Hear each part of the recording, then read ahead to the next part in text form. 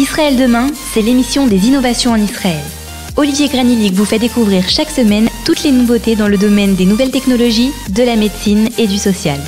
Israël demain, c'est l'émission qui parle du futur sur Studio Qualita. Bonjour à tous et bonjour à toutes, heureux de vous retrouver pour un nouveau numéro d'Israël demain, l'émission de l'innovation sur Studio Qualita. Et nous nous trouvons cette fois-ci à Ra'anana, dans ses bureaux, avec David Botbol. Enchanté. Bonjour David, merci d'être avec nous aujourd'hui pour nous parler d'une start-up dont vous êtes fondateur. Fondateur, cofondateur. Cofondateur. Avec mon frère, comme les belles histoires. On a commencé à deux. Du moment que ça se passe bien entre les frères, ça va. Amen. AlgoSave. AlgoSave. Alors on va expliquer exactement de quoi il s'agit. Mais on va parler un peu de vous. J'aime bien commencer ces émissions par connaître un peu la personne avec qui on parle. Donc David, un peu votre parcours, d'où vous venez, vos études, votre alia. Ok. Alors 51 ans et une alia qui s'est passée en 2003, après une dizaine d'années à Londres, quelques années à Tokyo et un petit peu de temps sur Paris aussi pour la vie professionnelle. Et puis la finance, j'ai dû tomber dedans quand j'étais petit, donc j'ai fait une école de commerce, j'ai complété avec un diplôme d'expertise comptable et puis les choses sont venues naturellement. J'ai commencé en contrôle de gestion à Tokyo pour une filiale de la Société Générale. Et puis c'était l'année 89, c'était relativement facile de rentrer en salle des marchés, alors voilà, je me suis retrouvé en salle des marchés de la Société Générale. Et puis après, il y avait des belles opportunités à Londres à travers des chasseurs de tête. Et j'ai passé 10 ans à Londres. On devait passer 3 ans, mais la vie va vite. Et on a passé 10 ans là-bas. Et vous décidez de venir en Israël à quel moment? C'était en 2003.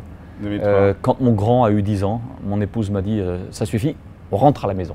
Elle avait fait ses études ici, Valérie, que tu connais. Oui, bien sûr. Et ça s'est passé comme ça. Et j'ai trouvé un poste intéressant à la Banque Hapoalim pour créer un desk de produits dérivés actions. Et puis les choses se sont enchaînées. Toujours dans la finance donc? Toujours dans la finance. Et toujours dans le monde bancaire aussi. Toujours dans la finance, toujours dans le monde bancaire. Et puis à un certain moment, tu te dis, bon, ben écoute, on va se tutoyer parce qu'on se tutoie, donc c'est plus simple. Absolument. Tu te dis, bon, ben on va… tu as l'impression en tout cas de ne pas faire profiter de tes capacités entièrement. Oui, absolument. C'est arrivé à 50 ans. Ça doit être la crise des 50 ans. Oui. Et là, je me suis dit, alors, soit je continue sur la lancée, je reste dans le monde bancaire, sans trop vraiment d'upside, sans trop de potentiel de grandir, parce qu'il y a beaucoup de gens au-dessus de moi. J'ai pas la culture israélienne, j'ai pas le réseau israélien. Soit je me lance dans l'aventure et je crée une entreprise. Alors, et c'est comme ça qu'est né AlgoSave. Donc, AlgoSave, donc une start-up que tu vas créer avec ton frère et qui va plutôt être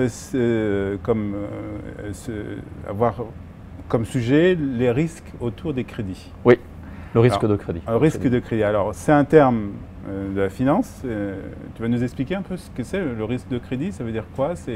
Ça s'adresse à qui? Le risque de crédit s'adresse à tout prêteur qui, en face de lui, a un emprunteur, avec un risque de voir cet emprunteur faire faillite. Donc, essentiellement les banques? Les banques, les compagnies d'assurance, les fonds de pension, les SICAV qui, à travers l'achat d'obligations, prennent aussi un risque de crédit. Grosso modo, tout prêteur. Tout prêteur. Un risque de crédit, ça peut se matérialiser demain, et ça c'est quelque chose qui est mouhachi, qui va arriver tout de suite, mais aussi une probabilité de risque de faillite. C'est ce qu'on appelle une courbe de probabilité de risque de faillite. Alors comment on sait calculer cette probabilité, cette courbe de risque de faillite? C'est des choses qu'on sait? C'est tout le savoir-faire. C'est tout le savoir-faire. Le savoir-faire, c'est d'essayer d'estimer ce risque de crédit aujourd'hui, dans 1 an, dans 2 ans, dans 10 ans, dans 30 ans. Bien sûr, plus on va loin dans l'avenir, et moins cette précision, moins cette estimation est grande et la précision se perd. Mais les banques, les prêteurs se doivent d'avoir des modèles qui leur permettent de mesurer ce risque. Mais alors c'est quelque chose qui existe déjà pour les banques, pour les compagnies d'assurance. C'est déjà quelque chose qu'ils font. Et avant de prêter de l'argent, je suppose qu'ils font des études de marché pour étudier justement, pour savoir quels sont les risques lorsqu'ils prêtent de l'argent. C'est quelque chose qui existe déjà. C'est exact. Donc qu'est-ce que ta société a mis au point? Tout à fait. Alors reprenons d'abord ce qui existe, puisque tu le citais. Les banques ont des obligations réglementaires faut savoir que le métier bancaire et le métier d'assureur, par opposition à tout autre métier, est très fortement réglementé. Les banques centrales s'occupent et des bilans des banques et des bilans des compagnies d'assurance. Pour éviter justement des faillites, pour éviter des risques. Absolument, parce que n'oublions pas que les banques, dans leur poche, il y a l'argent de tous les déposants. Oui, si une banque fait faillite, c'est 8 km de queue à la sortie de toutes les agences pour récupérer nos dépôts. Bien sûr. Et nous ne parlons pas non plus des fonds de retraite, des fonds de retraite. Ce sont nos retraites qui sont risquées. Absolument. Donc ce risque-là est très fortement réglementé. Donc les banques ont de toute façon non seulement de l'expérience du risque de crédit, elles l'ont vécu, je dirais même, elles ont une expérience parfois douloureuse, mais en plus elles ont bien entendu des modèles. Bien entendu. Il y a eu un tsunami qui est arrivé en 2018 en Europe et qui va arriver en 2020 et 2021 dans le monde, notamment aux États-Unis, où les réglementations comptables ont changé. Avant, il y avait une grande différence entre la comptabilité et la finance. En deux mots, la compta s'occupe du passé, la finance s'occupe de l'avenir. Qu'est-ce qui va arriver?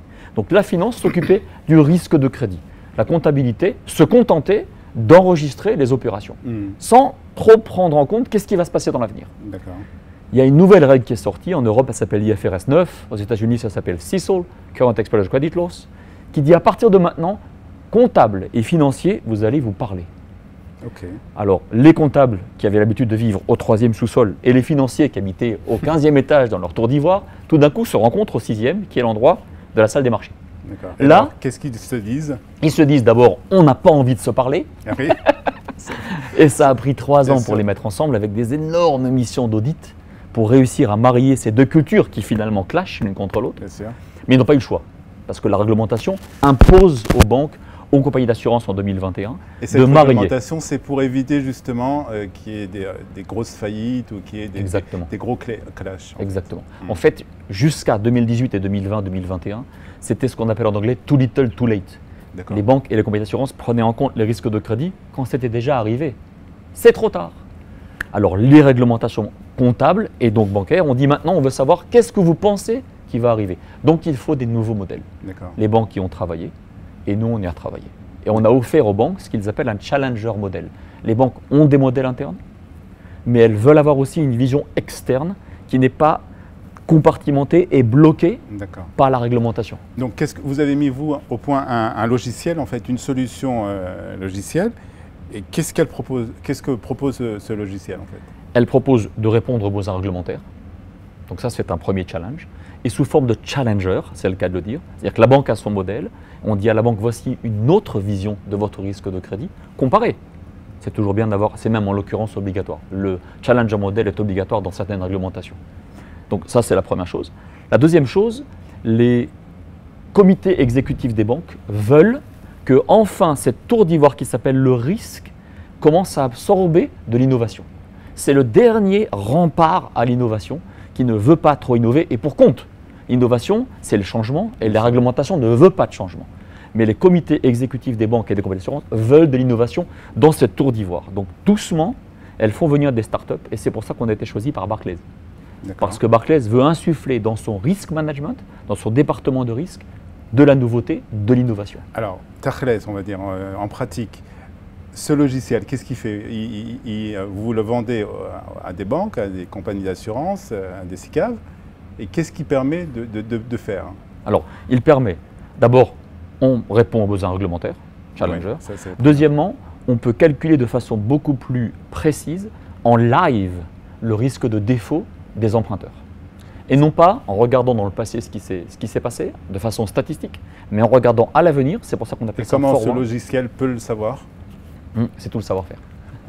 C'est tout le savoir-faire.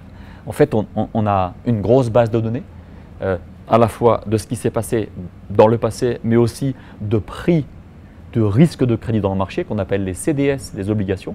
Et là-dessus, on fonde notre savoir-faire pour donner une estimation du risque de crédit futur sur les emprunteurs. Donc vous travaillez avec des grosses compagnies, des grosses sociétés. On peut citer, vous nous avez cité Barclays, oui. Il y a d'autres sociétés qu'on peut citer sans divulguer trop de secrets professionnels. On peut citer UBS aussi, la banque suisse, parce qu'on a participé à ce qu'ils ont appelé Challenge of Finance. C'était au mois de novembre, on est arrivé 2e. On a presque eu le prix numéro 1. Donc là, on est arrivé deuxième. Hélas, cette technologie les intéresse dans plusieurs domaines, notamment dans la banque privée, pour le management des portefeuilles de leurs clients, portefeuilles institutionnels et privés, puisqu'il faut savoir quel est le risque, mais aussi du côté corporate, du côté prêt aux entreprises. Et le reste, c'est plutôt un peu confidentiel. Et dans notre métier, la confidentialité est encore plus importante que tout le reste. Bien entendu. Alors, tu as parlé justement de ces risques de crédit. On a entendu parler de tsunami il y a quelques années aussi avec ces fonds d'investissement qui ont fait faillite. C'est des scénarios qui peuvent avoir lieu encore aujourd'hui? Ou c'est trop réglementé aujourd'hui justement pour… C'est une très bonne question. Hélas, et ça sera toujours comme ça, la réglementation a toujours un train de retard, puisqu'elle réglemente le passé. Enfin, elle réglemente l'avenir en prenant en compte l'expérience du passé. Alors, il y aura toujours des crises, c'est la nature du système financier. Il y aura toujours des crises. Et c'est des choses qu'on ne peut pas prévoir, malgré le fait qu'aujourd'hui vous avez mis au point ce logiciel et d'autres choses, c'est des choses qu'on ne peut pas prévoir à 100%. C'est-à-dire qu'on n'est pas… c'est pas un système stérile en fait. Non, c'est impossible. Prenons un exemple. Prenons un emprunteur comme Facebook. Capitalisation de Facebook, on s'approche de 500 milliards de dollars. Quand Facebook emprunte, si on prenait en compte son risque de crédit à aujourd'hui, elle devrait emprunter à zéro, parce qu'il n'y a pas de risque de crédit. C'est une société qui est pleine de cash. Il n'y a pas de risque de crédit. Jusqu'à ce qu'il y ait, ça n'est pas du tout le cas de Facebook, mais jusqu'à ce qu'il y ait une fraude. Ouais. Prenons un autre exemple, Walmart. Walmart, zéro risque de crédit. Demain, Walmart distribue un plat de pâtes bolognaises et 5 millions d'Américains meurent empoisonnés. Walmart est foutu. Donc il y a toujours un risque qui n'est pas prévisible. Le mensonge, l'accident, le changement de régulation, le changement de technologie. Dès qu'il n'y a pas de stabilité, il y a des risques, donc risque de crédit. C'est obligatoire, ça fait partie du système. Donc c'est un peu ça que vous essayez de prévoir grâce à ce logiciel. Il y a cette database aussi que vous mettez au point, c'est aussi très important parce que c'est le renseignement, et c'est aujourd'hui, c'est l'avenir en fait, pour assurer justement la bonne continuité de votre logiciel. Je pense que ça fera partie d'une… On a plusieurs axes de développement, mais ça, c'en est un qui est important. C'est une database qu'on va mettre à la disposition du public moyennant paiement, bien entendu, mais qui permettra de voir évoluer le risque de crédit. Parce que pour comprendre l'avenir, il faut bien entendu étudier le passé. Donc cette database-là, une fois qu'elle sera mise à la disposition des prêteurs, banques, assurances, etc., on espère qu'elle deviendra une référence en la matière. Alors, tu es passé, je veux dire, d'un emploi, on va dire, pas tranquille, parce que le plan de la finance n'est jamais très tranquille, mais de la banque où tu avais, disons, une certaine assurance, au monde de la start-up en Israël, nouvel émigrant, même si ça fait déjà une dizaine d'années ou un peu plus que tu es ici. Ce passage est difficile? Il a été un petit peu difficile, mais c'est passionnant. Et avoir laissé derrière une carrière de presque 30 ans de banque n'a pas été facile. C'est passionnant parce que c'est un nouveau monde, c'est de nouvelles aventures? C'est ça. C'est aussi parce que ça permet de développer tous les potentiels que j'ai en moi, tous les talents, et de développer aussi ceux des gens avec qui que j'emploie, et de les voir grandir. Et ça, c'est passionnant. De commencer de rien, c'est de te faire plaisir avant tout. Oui, tout à fait. Tout à fait. Une petite anecdote parce que c'est intéressant. Lorsque j'ai voulu prendre ce risque, on a toujours une question, quand on prend un risque? C'est maintenant, demain? Alors j'ai parlé à ma fille, Léana, qui était Mefakedet Totranit, donc combattante. Et je lui ai dit, Léana, parce que j'ai parlé à plusieurs personnes, mais c'est elle qui m'a donné le déclic. Je lui ai dit, quand est-ce qu'on prend un risque? C'est la question que j'ai posée à tout le monde. Et c'est elle qui m'a décidé. Elle m'a dit, ça va bien aujourd'hui? Je lui ai dit, ouais, tout va bien. Elle m'a dit, maintenant. Je lui ai dit, comment ça, maintenant? Elle m'a dit, mais c'est comme ça qu'on fait. Il ne faut pas attendre. Il ne faut pas attendre. Quand on a quelque chose de bon et qu'on est bien, on prend des risques. Après, tu ne sais pas. Et j'ai beaucoup aimé et c'est très révélateur de l'armée, et c'est très révélateur de la culture israélienne. Et c'est pour ça qu'on est une nation qui fonce. Parce que quand tout va bien, on fonce. Demain, on ne sait pas. On ne sait pas. Et il y a bien sûr plein de projets. Il y a plein de projets. Grandir l'entreprise. Aujourd'hui, on est 2 plus 3 qui nous aident à avancer. L'objectif à la fin de l'année, c'est d'être 10 personnes qui feront partie à la fois du pool de développement de code, de coding. J'ai repris le coding moi-même parce qu'il fallait refaire des choses, donc je me suis remis à coder en Python, mais j'espère pouvoir reprendre mon rôle de CEO.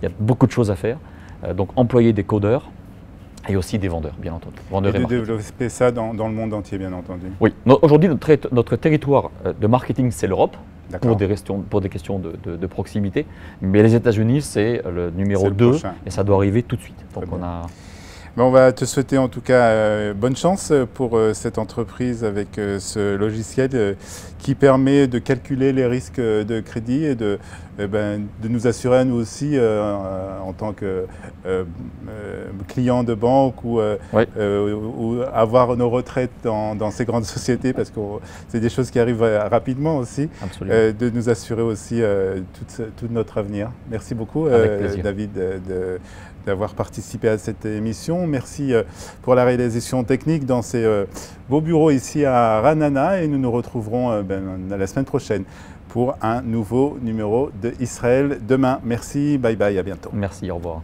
Israël Demain, c'est l'émission des innovations en Israël. Olivier Granillic vous fait découvrir chaque semaine toutes les nouveautés dans le domaine des nouvelles technologies, de la médecine et du social. Israël Demain, c'est l'émission qui parle du futur sur Studio Qualita.